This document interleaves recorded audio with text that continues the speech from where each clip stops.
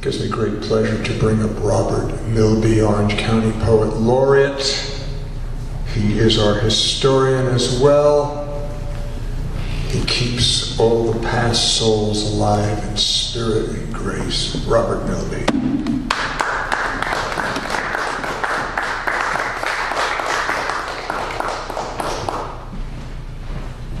Thank you, Hayden. Thank you all for staying awake. I know it's getting late. It's a fire hazard, I tell you, poetry. Just a few birthdays, you can handle it. Going back to Monday, Baudelaire was born in France in 1821. Dante Gabriel Rossetti, the great poet and painter from the Rossetti family in England, died at age 54 in 1882. On the 10th, Swinburne died in 1909. Surprised he didn't live forever with all the alcohol. George William Russell, commonly known as A.E., was born in 1867 in Ireland. Horace Gregory, an American poet, 1898. Try this name. Bella Akhmadulina, Russian poet, 1937. And on the 11th, which was Wednesday, Attila Joseph, born in Budapest in 1905. Christopher Smart, born in England in 1772. And the Canadian poet Mark Strand, born in 1934 on the 11th. For all you Aries out there. Lisa Gerrard. Some of you know Lisa Gerrard's music through Dead Can Dance, and she's involved with a lot of screen music for film. So 1961, the American poet Toy Derricott, born in 1941, and the artist and sculptor Frederick Franck, born in 1909. Some of you know Pochaman Terrace in Orange County in Warwick. That is his sculpture garden. So his birthday was the 12th. And today, we have Eudora Welty, born in 1909, Samuel Beckett, 1906, and Seamus Heaney in 1939 in Mossbawn, Northern Ireland. One by Seamus Heaney. This is from 1975, one of my favorite collections of his, entitled North. Act of Union. 1. Tonight, a first movement, a pulse, as if the rain in bogland gathered head to slip and flood, a bog burst, a gash breaking open the ferny bed. Your back is a firm line of eastern coast, and arms and legs are thrown beyond your gradual hills. I caress the heaving province where our past has grown. I am the tall kingdom over your shoulder that you would neither cajole nor ignore. Conquest is a lie. I grow older, conceding your half-independent shore, within whose borders now my legacy culminates inexorably. 2. And I am still imperially male, leaving you with the pain, the rending process in the colony, the battering ram, the boom burst from within. The act sprouted an obstinate fifth column, whose stance is growing unilateral. His heart beneath your heart is a war drum mustering force. His parasitical and ignorant little fists already beat at your borders, and I know they're cocked at me across the water. No treaty, I foresee, will solve completely your tracked and stretch-marked body, the big pain that leaves you raw like opened ground again. Seamus Heaney.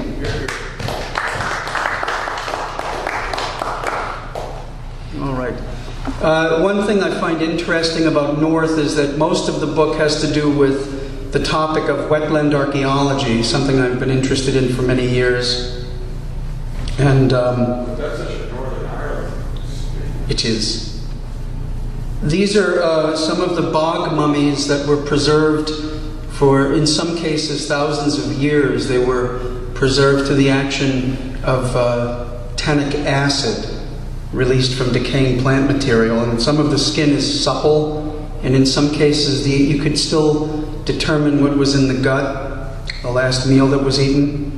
The eye color, in most cases blue or green. They were all strangled, which was interesting. Many were. but not all. Many were. Some had their throats slit.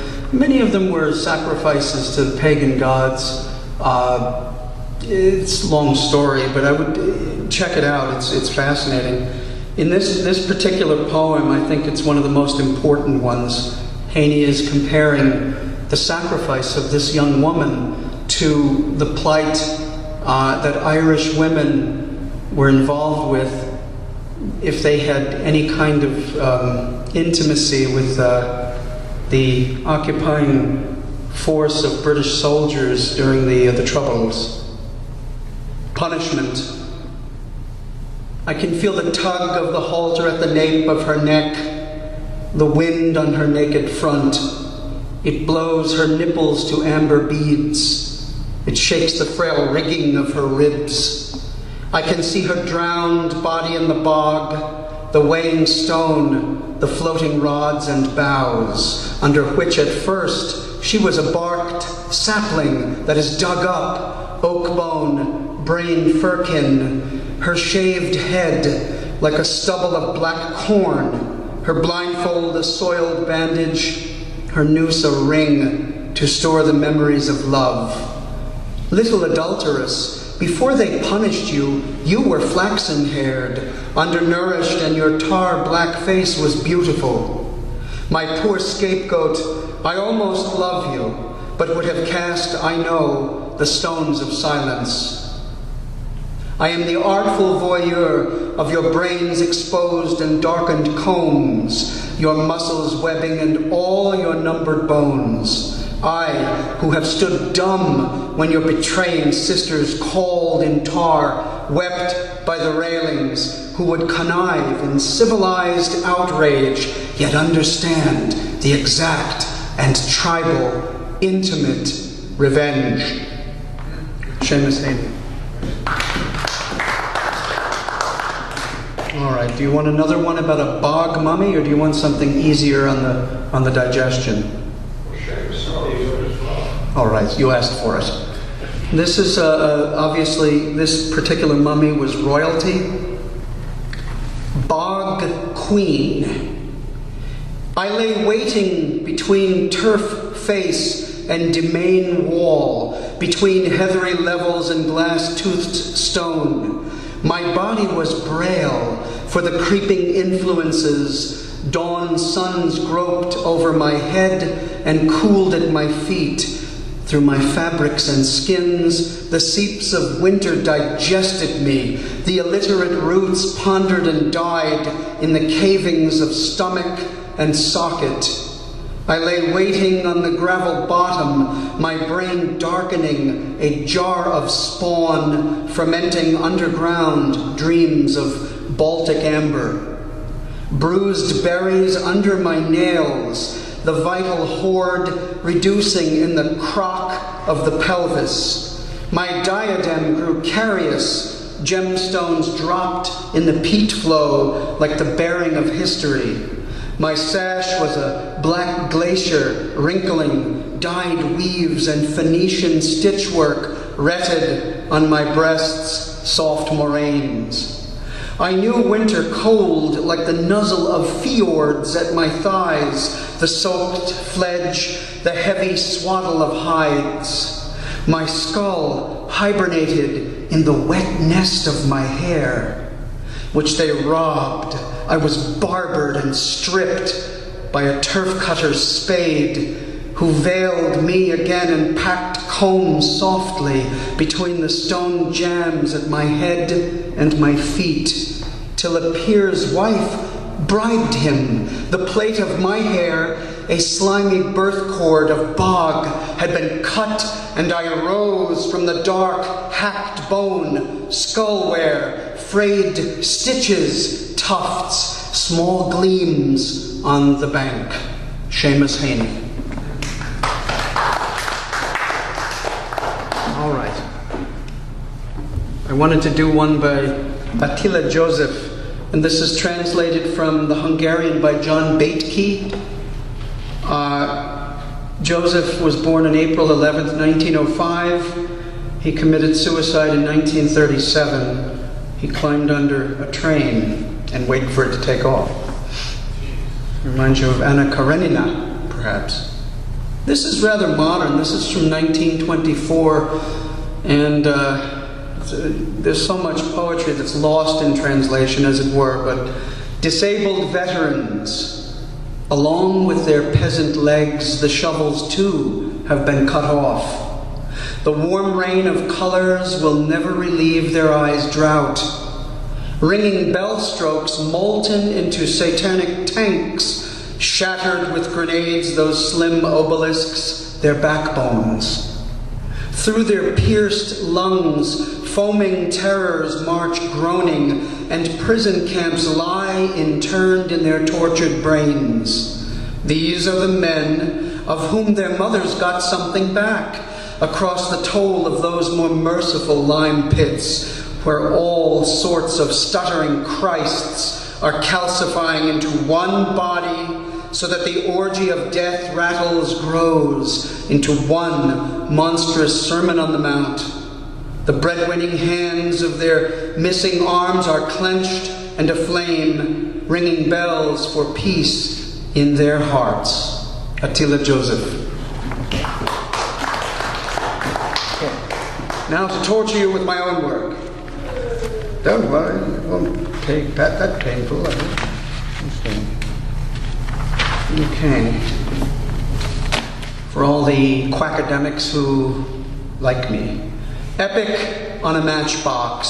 Strike the coarse, stark poem. Kick it, slap it, punch it, lick its skin, and drag your ragged nails across its blackboard visage. Ablaze away from the melted malaise of clean-cut academics' limp, wet branches and paycheck high holy days. Aglaze over their coiffed lecterns, laptops, and Pulitzer glances. Yours is a fire folly with fear perfume of kerosene, a light, a fright, a fire late in the night, no wine to wind the brain clock gears back into scholarly obeisance. Your poem has bonfires as its cult following, watchfires atop the snow crags and ice caves where Roman heads rest on lances, while below, in the sad wreck of their gray city, adjunct drunks weep in their sleep, dreaming of your tribal dances.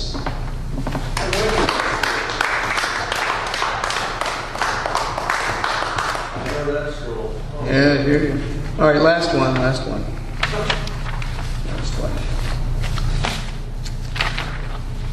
This is for what the Wappinger Confederacy would call the Mahikanatok or Chattahoochee. You may call it the Hudson River. Remnants. Irony is a thick remnant of factory lying near the frozen Hudson River.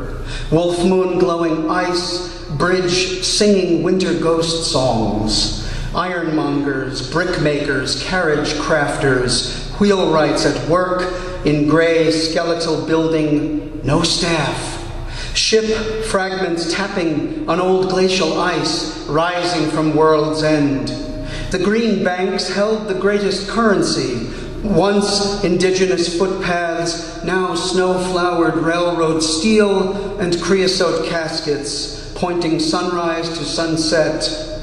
Saugerties Lighthouse stands, a storyteller, a log keeper, as the frozen driftwood once beach, once willow lay in state, with no mourners, no visitation, but wind dirge. Remnants of the massive chain, memoirs of sunken boats, lost corpses, mere shards of life yarns, years and seasons sinking and rising, sunrise to sunset, remnants of tradition replaced with no remonstrance but frenetic commerce, orchestrated on a new and aberrant proscenium. The Hudson owns a fine collection of antiques. Bird bones, mute human skulls, coyote pelts, car motors, steamer trunk, of moldered, Gilded Age photos, rusted birdcage, a picnic table dislodged from mountain laurel branches, floating as spirits lunch, seated in the estuary softened benches. Gray ghosts watch from readouts and rooftops of the granite city, south of Newburgh, north of Highland Falls. Ribcage dressed in old flannel exhumed from a tributary trench. Vulcanized tires carried in wet plastic palsies of bags and bottles, they tread in quiet winter meditation. Worship of a lost grandfather's clock, another passive victim of automation.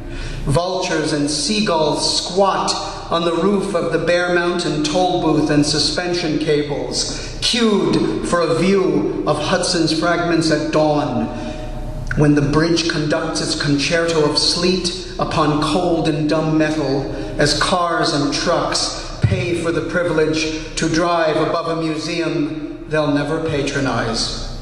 Thank you all for listening.